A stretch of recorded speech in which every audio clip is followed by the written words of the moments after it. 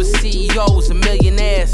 I've never seen my vision be more crystal clear. Look in the mirror, see the change in who I used to be. I kept going, knew success would come eventually. But ask about me back then, they said I wouldn't make it. Nowadays they doubt less and tend to ask for favors. Poetic music, that's realness, don't let them tell you different. And if you ever lost in doubt, then follow your intuition. These words of wisdom is for those who's trying to find their purpose. Don't be living just to die, cause only death is certain. I'm working hard so I can toast to my accomplishments. Cause see, I lost it all and I ain't been the same since. I'm more focused, more ambitious, more everything. Grew up with nothing, now I appreciate the finer things. I know it's real when at the shows they ask for autographs. And now they know the name, they ain't gotta ask.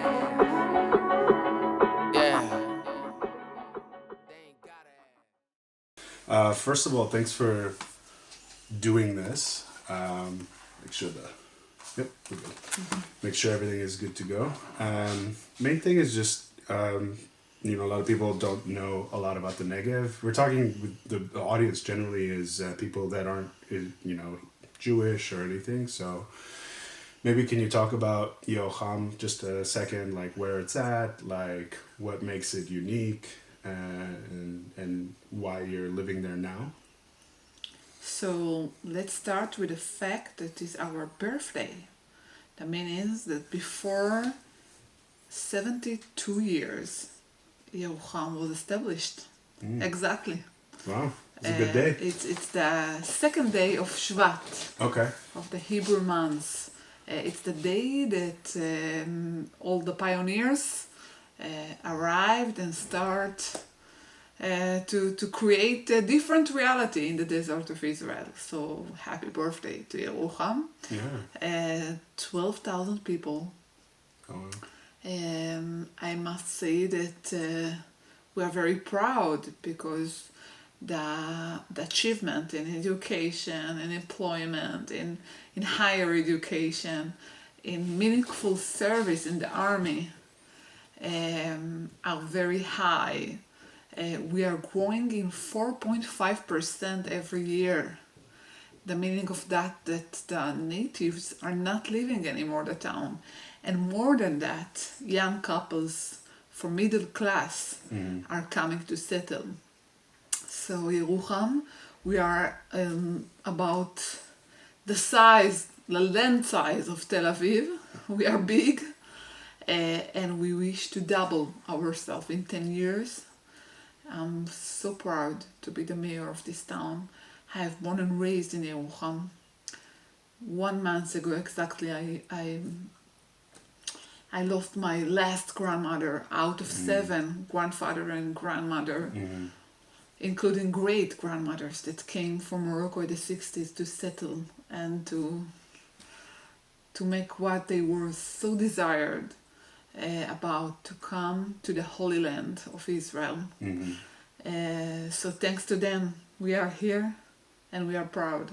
Yeah, just to give some other people a little bit of background on the city. So initially, when Israel was becoming a country, this was the road that was leading to Eilat.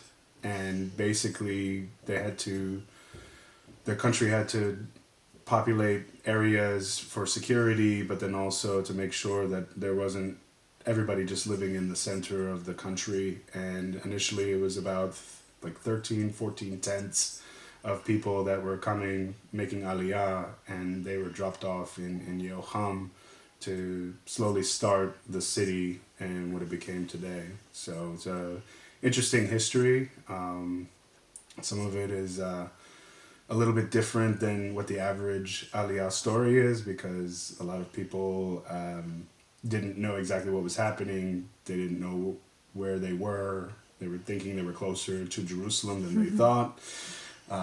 But, the town is definitely grown in many ways. And people like Tal have put a lot of effort into making it the city that it is today. So I guess the first question is, obviously we're about the same age. What made you get into politics like so early in life? The truth is that I didn't plan to. Okay. I was 26 when Michael Bitton, the former mayor, came and asked me to be his deputy. And I told him, why me? All what I know to do is to be a social entrepreneur. I'm not a politician. I don't know anything about this field, and more than that, I don't want to be part of this field. And he said, this is your time. You need to give back to the community that gave you so much all over the years. So I said, you know what? I will do that, but after we were elected, I will finish my cadention. But since then, I'm so happy because I understood that the most influence junction for a person like me that want to make a social change is to be in the local municipalities, in the local government area. I'm waking up every day full of passion to complete so many plans in social mobility, in economic development, in life quality.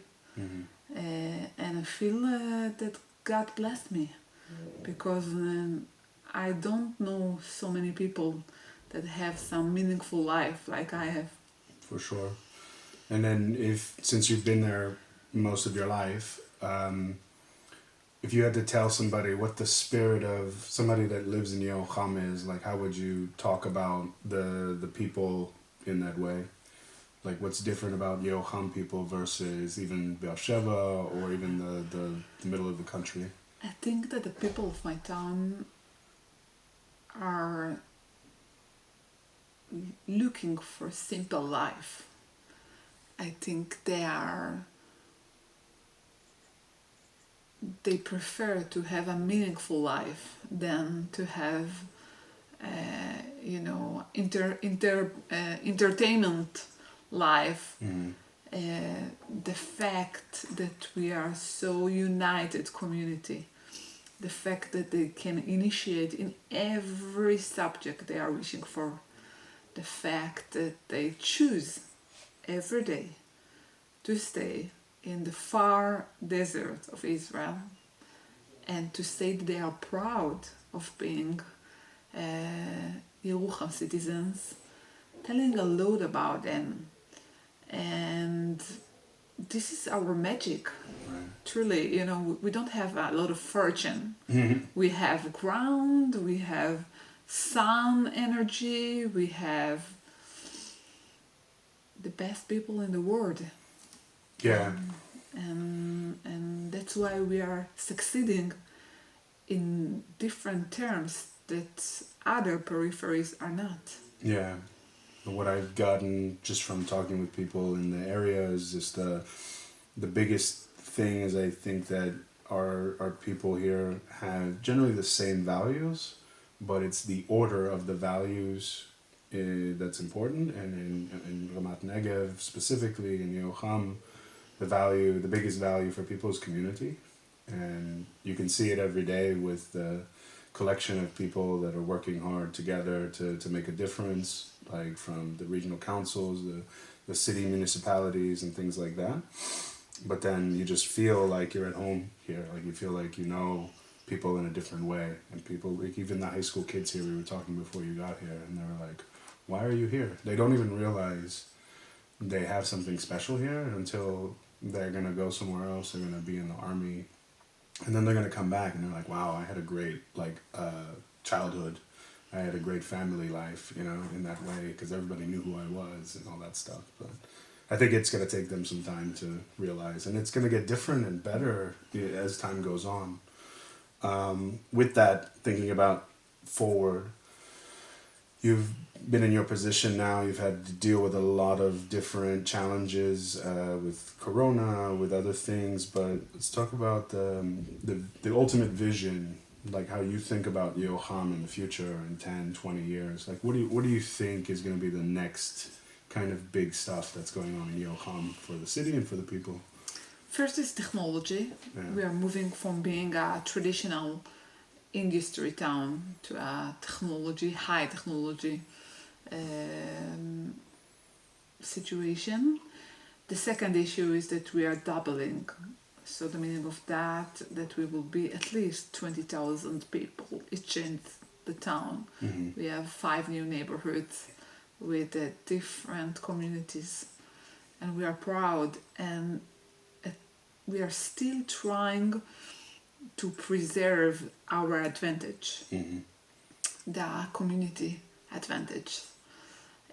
So for me as the leader, I'm trying to see that we are achieve our goals, but we are not losing anything that we work hard to have all over the years. So we will not be anymore the neglected, far desert town. Yeah. It will be a very special place that leading in technology, in life quality, in social mobility. Right. And then with that, though, obviously, as you grow, the differences of the city are going to change. What do you think are going to be some of the challenges as you grow into a new kind of city, particularly with the people that have lived there all their lives and feeling maybe neglected in some ways because there's a lot of new opportunities that maybe they feel that they don't get to do or they get to see in that way or get to live in? We are working hard to make everyone feel that he's part of the new story of Yerucham. We need them to feel belong. Yeah. It's not easy because, you know what, after many years that the grandfather, the father, and the grandson used to work in a factory, in traditional factory, once we are creating a new story about drones, about satellites, about remote work, it's a danger. It's a danger because not everyone can feel belong, especially when there are new communities that are coming to settle.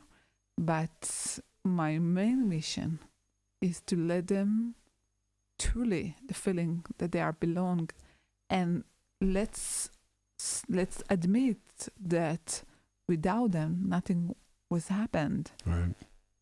It belonged to their pioneer actions, and I feel that I belong, and I'm part of this long years generations that they sacrificed their lives for what we have now, for the opportunities we have now. And then with that, what role does like the Jewish world, not just in Israel, play in achieving the goals that you want to achieve? Is it tough to continue to go out there and promote your city, but then also manage your city at the same time? Like, what are some of the main things that you would want if you were talking with people in the US, Canada, anywhere else in the world, to know about Yerucham specifically, but then also their role in making the dream a reality? I believe that new rule of the Jews of the diaspora is creating economic development in those towns. Rothschild was the first one at the early 90s to understand that. He said, I cannot invest only in education. I need to create jobs, quality jobs. Yeah. And I visit many Jewish communities in the States, in Europe, I hope in Australia very soon.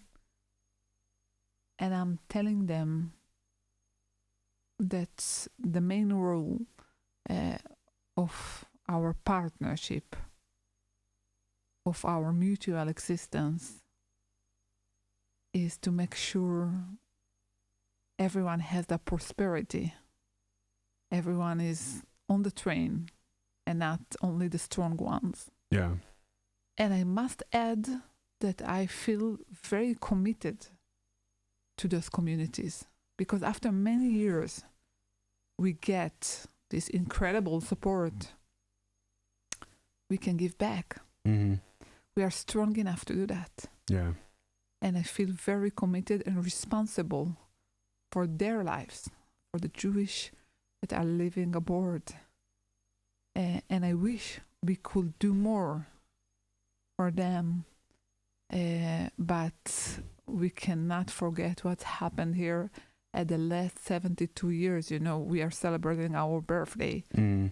But you must understand that the first bed we got to the tent was donated by the Jewish of America, by the Jews of America.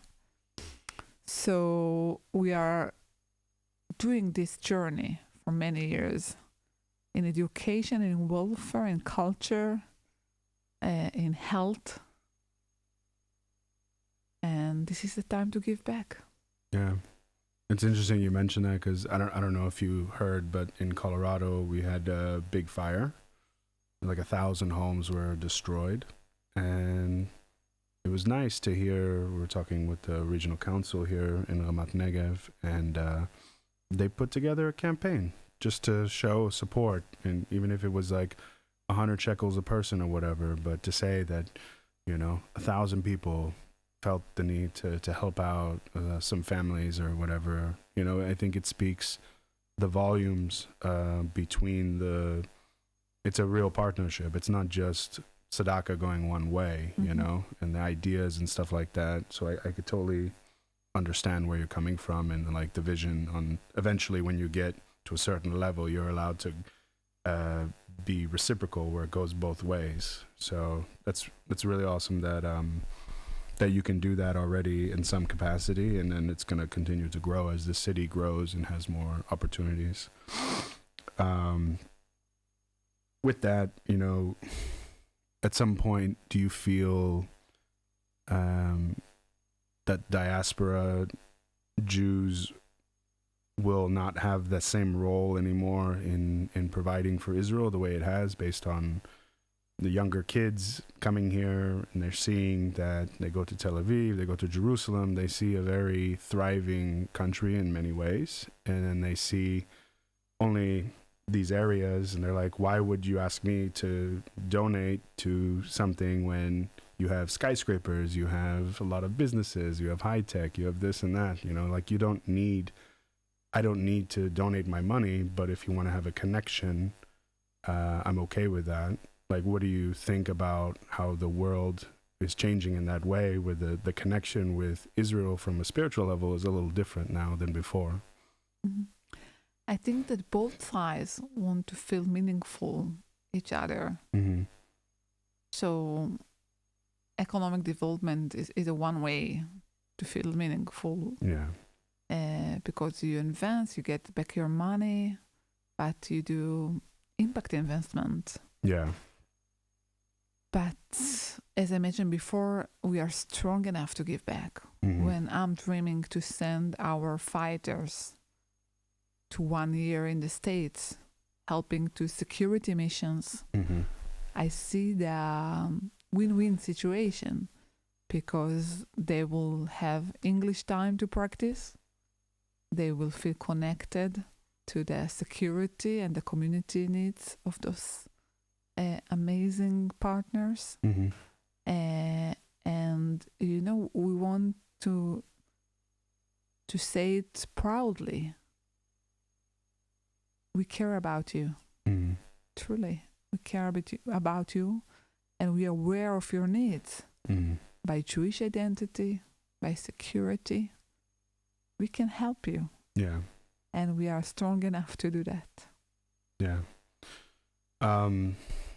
With the new, you know, as you're moving your city into a more technological direction, with the new UAE Abraham Accords and things like that, are you connecting with some of the neighboring countries? Sure. With that? And especially for people that don't know, there's a amazing science center in Yerucham where I got to visit, and the city municipality people showed me around to show what teenagers were learning, where they're building drones, not just putting a drone together, but they're actually fabricating drones with CNC, manufacturing the parts, and they're building a small plane, which I thought was cool. And so there's a lot of places, and the staff there are amazing. So I just can't say enough about the Science Center and the potential it has to not only for Israelis, but for people on the outside as well. For people that don't know, Miami is the partnership with the Federation for Yerucham, and so, for example, to bring teenagers maybe at some point in the year to come and learn more about robotics, about drone technology, hardware, software integration. Like, they have all of this in Yerucham at one time, and they actually had a drone competition, if I remember right. Yes. So did they? Very successful one. Yeah. Did they pick a winner, or was it just like to see like all the different kinds of stuff? We tried to create a national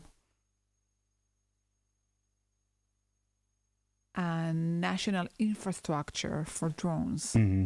That's why we cooperate with security and defense companies and also private ones to attract them to come and do all the experiment. Yeah. And I must say that good news I got at the end of this pilot was that one of the big company decided to come and to open her R&D office in Yerucham in order to be close to the infrastructure. Wow. And this was the vision. Yeah. How to recognize the national infrastructure lack and to give to bring solutions with added value. And we are willing to do that with drones, with satellites, with vaccine. Yeah. So we have many dreams. Yeah, and you didn't even mention marijuana. Yes, the medical cannabis ecosystem. We start with this vision. Mm-hmm. You should tell the story about how you got connected with it. It's a funny story because, one day it was before I finished my 100 first day as a mayor. Mm-hmm. And the newspaper announced 2 different ones about the next closing of our glass factory and cosmetic ones. And all the journalists waited in my office and said, okay, what are you going to do? And I answered them, this is the best opportunity we ever get. And they were amazed. And they look at me and say, you became very soon a very good politician. What is this answer? I said, okay, be in touch and look what is going to happen. Mm-hmm. And I go inside the office and my secretary said, someone aboard is looking for you since the morning. Please call him back. And I called and I say, okay, I'm from Russia. I want to open medical cannabis factory in your town. And I said, I'm so sorry. Drugs is our past story. It's not the future one. Right. And my secretary said, why are you answering him like this? Breathe. So I went home. It was night and I read all the newspaper, the economic newspaper. And I found out that there is a new market in Israel. It's not happening every day. So I called him back and said, okay, let's start to negotiate. But I understood that we have an opportunity. We have American pharmaceutical company, big factory inside the town, and it's a big fortune in this field. And nowadays, after almost 2.5 years, I can say that it's not only that I understand that I can be a successful economic entrepreneur and not only social one. Mm-hmm. It's also we have 2 factories that got the license and the land to open. We have academic unit for pharmacies. Mm-hmm. We have agriculture, and the most important thing is that we have a technological incubator for 20 companies, an R&D unit. So I don't know what will be the regulation, because the current government is very supported legalization. Mm-hmm. But for me, I'm curious what will happen in the next future. How long do you think before marijuana becomes legal in a free sense in Israel? 5 years, maybe? Personally, I'm not supporting this process. Okay. But it depends what will be in the Israel politics. Right. Got it. Let's see. Got a couple more minutes.